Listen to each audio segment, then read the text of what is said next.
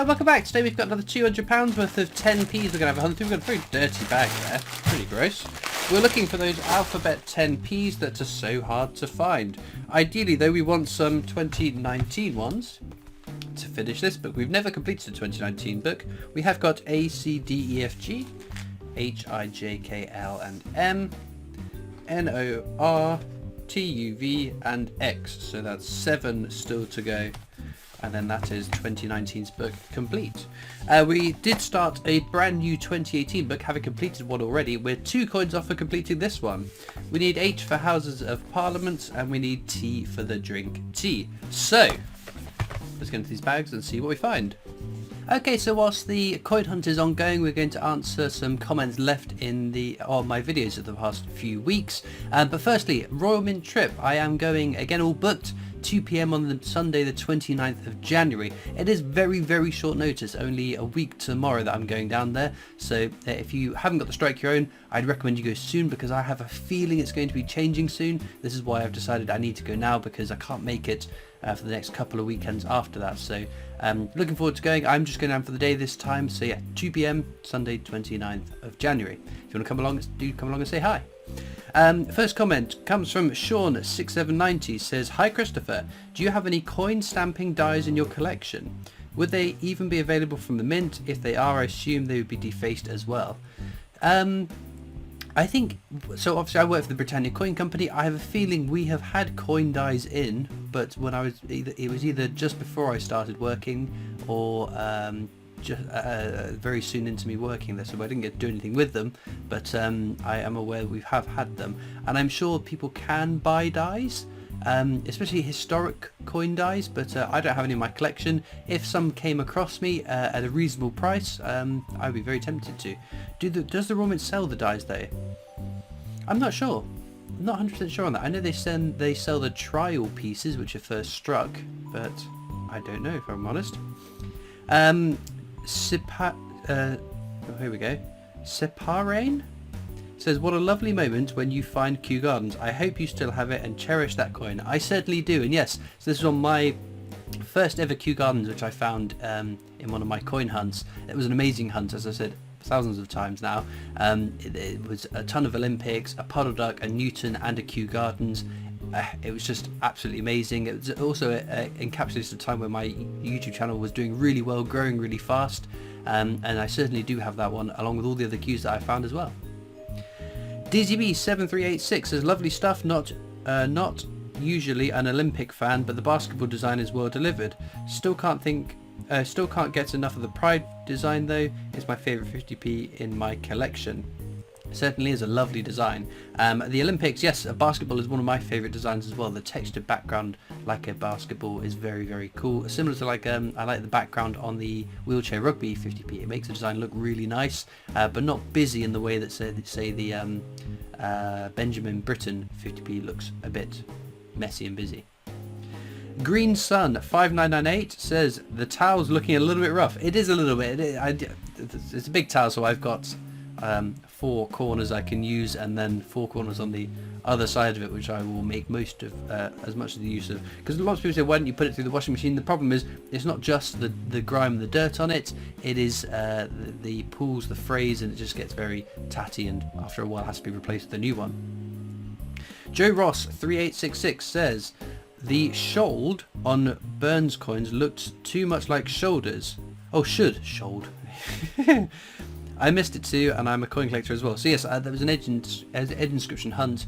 It was in the Robert Burns one, which is should old acquaintance be forgot, and I must have seen the should and thought it was shoulder or part of shoulder and not spotted it. So yes, thank you to everyone that did point that out, because it made me feel like less of a bonehead having missed it. Barry Collins 4439 says, hi, can you tell me where I can go online or in person to see if my collection is of any value, please?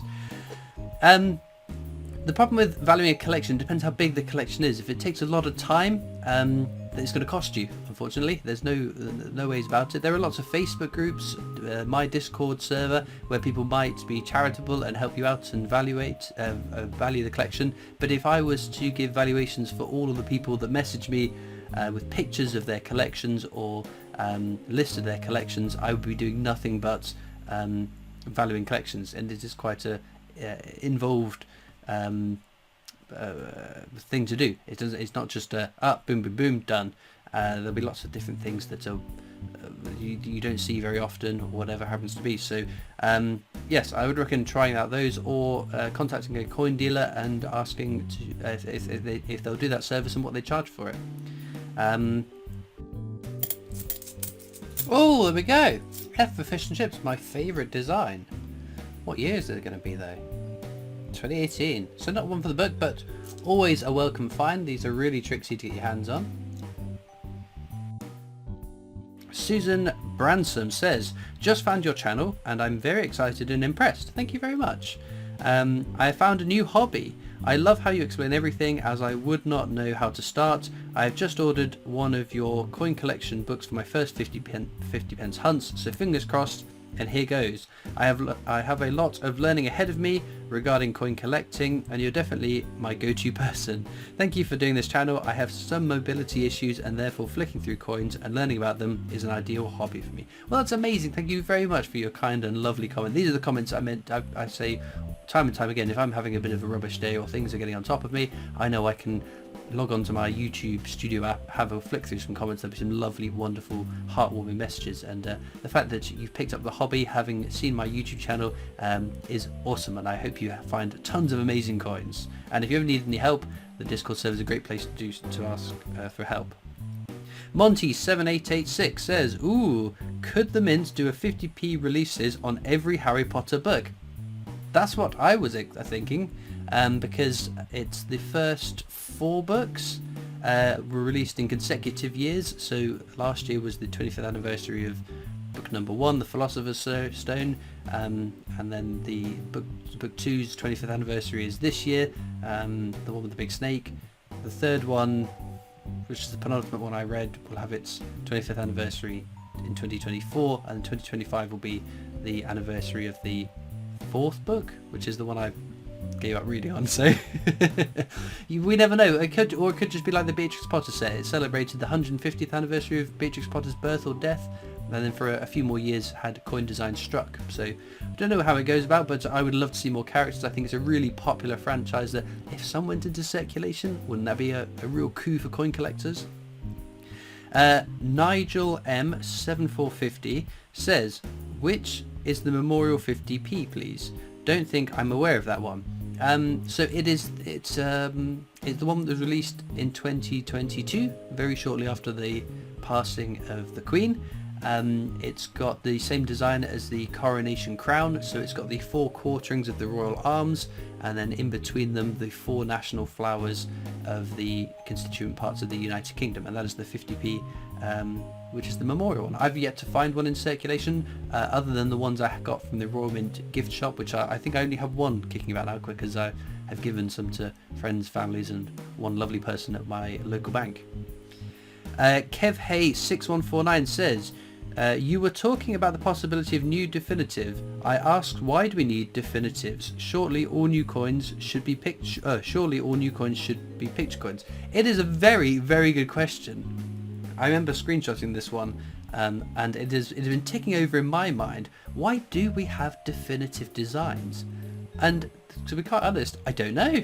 I don't know what the rationale is. Why don't all the coins get minted as definitives? Maybe it's cost, but they just need to make the dies anyway, because then they'll strike 500,000 coins before they have to be replaced. So they're going to be changing dies, making new dies. So to be quite honest, I have no idea what the purpose of a definitive coin is, other than consistency and our change, so that if I don't know, if you're coming from abroad or just learning the coinage system, it's easier to tell, because they're all the same designs, but then you get commemorative, and that would baffle you. So I don't know. I'd love to know what some of you guys think in the comments. What is the purpose of a definitive coin? Mary, hello, what's this? Oh, Mary C.A. Milleri 447. I apologise, that's probably not how you pronounce your username, but I've had my best guess. What is special about the 2017 Benjamin Bunny 50p coin, as I have many? So this is the coin hunt where I found my rotation error. So if you were to hold a coin facing the correct way and then rotate it 180 degrees, the Queen, or now King. Well, the Queen should have been facing to the right. King Charles III should be facing to the left. If they are looking in a wrong direction, I don't have one to demonstrate it. If they are facing in the wrong direction after rotating it perfectly 180 degrees without tilting whatever, then that is a rotation error, whereby the die that strikes one side of the coin has been misaligned, resulting in a coin that is a rotation error. High Path 4776 says, when did the mint move to Wales? Shortly before decimalisation, to mint our coinage for flipping over to the new currency system we use to this day. So it would have been sometime in the 60s. I don't know the exact date where they set up shop in Wales, but that's the time period they moved there. We're going to go for one more comment then.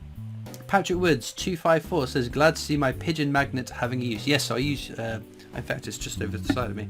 I use that for checking the magnetic, what are they? Is it 2 pences? I can't remember now. I think they are the 2 pences, checking because they should, the specific year that should all be magnetic, but the ones in the annual sets are non-magnetic, so checking for those.